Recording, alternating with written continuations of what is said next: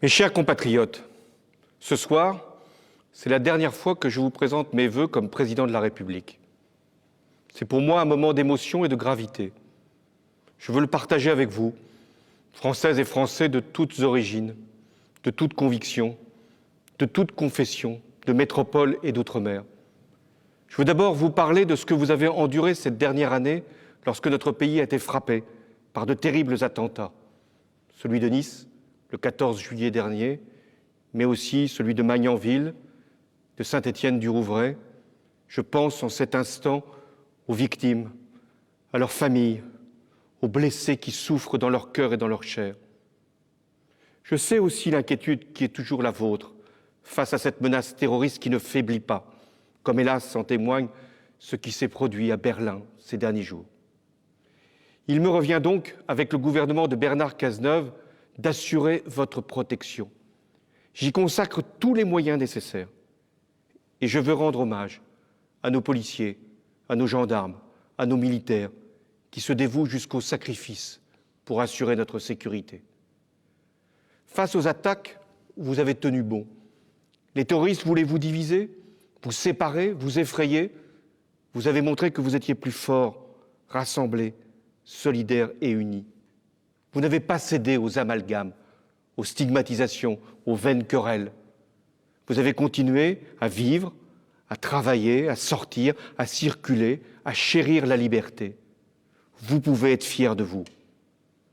Mais nous n'en avons pas terminé avec le fléau du terrorisme. Il nous faudra continuer à le combattre. À l'extérieur, c'est le sens de nos opérations militaires, au Mali, en Syrie, en Irak, où je me rendrai après-demain pour saluer nos soldats. Le combattre aussi à l'intérieur, pour déjouer des attentats, mettre hors d'état de nuire les individus dangereux et prévenir la radicalisation djihadiste. Mais soyez certains d'une chose, que de cette lutte contre la barbarie, notre démocratie sortira victorieuse. Mes chers compatriotes, 5 années de présidence m'ont forgé une expérience que je veux vous livrer ce soir. La France est un pays admiré, attendu et même espéré partout dans le monde. C'est sans doute l'héritage de notre histoire, de notre langue, de notre culture, mais c'est surtout le respect qu'inspirent nos valeurs, notre mode de vie, notre attachement pour la liberté. C'est ce qui explique que lorsque nous sommes attaqués, le monde entier est à nos côtés. C'est ce qui donne du crédit à la parole de la France pour porter de grandes causes. Je pense à la lutte contre le réchauffement climatique. Rappelez-vous, c'est à Paris qu'un accord historique a été conclu.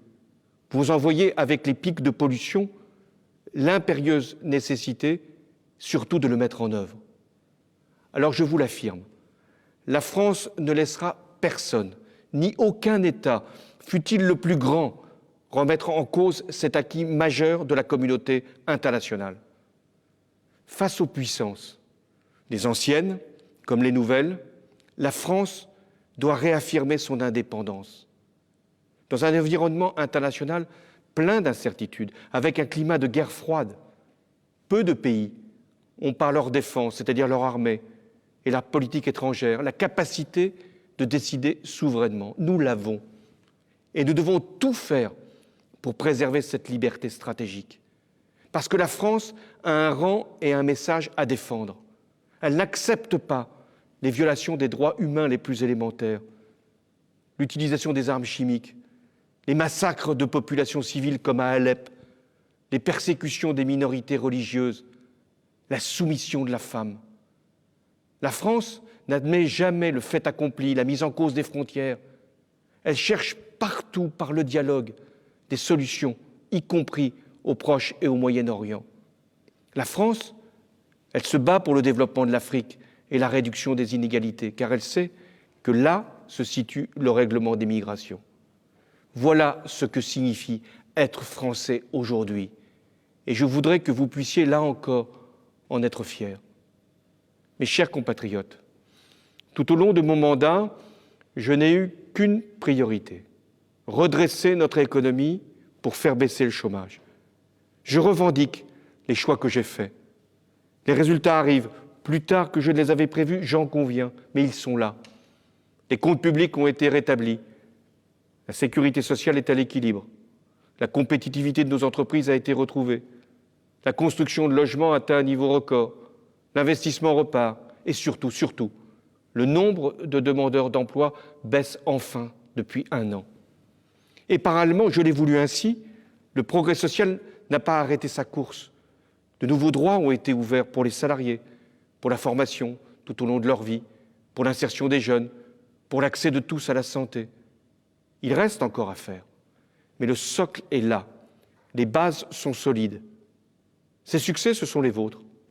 Vous devez vous en emparer, non pour nier les difficultés, elles demeurent, occulter les souffrances, elles sont là, ou repousser les choix, il y en aura à faire, mais pour prendre conscience de vos atouts, de vos talents, de vos capacités, de vos réussites. Notre principal adversaire, c'est le doute. Vous devez avoir confiance en vous, surtout face aux défis qui nous attendent. En cette fin d'année, ce que nous croyons acquis, parfois pour toujours, la démocratie, la liberté, les droits sociaux, l'Europe et même la paix, tout cela devient vulnérable, réversible. On l'a vu au Royaume-Uni avec le Brexit et aux États-Unis lors de l'élection du mois de novembre. On le voit sur notre continent à travers la montée des extrémismes. Il y a dans l'histoire des périodes où tout peut basculer. Nous en vivons une. Dans à peine 5 mois, vous aurez, mes chers compatriotes, à faire un choix. Il sera décisif pour la France. Il y va de son modèle social auquel vous êtes attachés, car il garantit l'égalité de tous face aux aléas de la vie, et notamment la santé.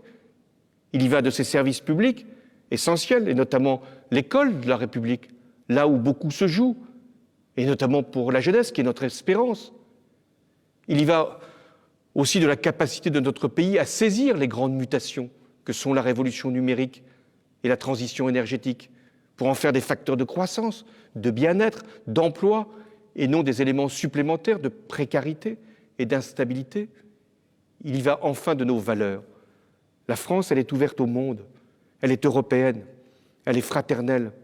Comment imaginer notre pays recroquevillé derrière des murs, réduit à son seul marché intérieur, revenant à sa monnaie nationale, et en plus, discriminant ses enfants selon leurs origines? Mais ce ne serait plus la France. Voilà les enjeux majeurs. Les débats qui s'ouvrent les éclaireront. Mais dans ces circonstances, le rôle des forces et des personnalités politiques est immense. Elles doivent être à la hauteur de la situation, faire preuve de lucidité, éviter de brutaliser la société, et puis aussi écarter la dispersion pour certaines de nos forces politiques qui entraîneraient d'ailleurs leur élimination. Mais c'est vous, quoi qu'il arrive, qui aurez le dernier mot. C'est pourquoi votre responsabilité est aussi grande. Et la France compte sur vous.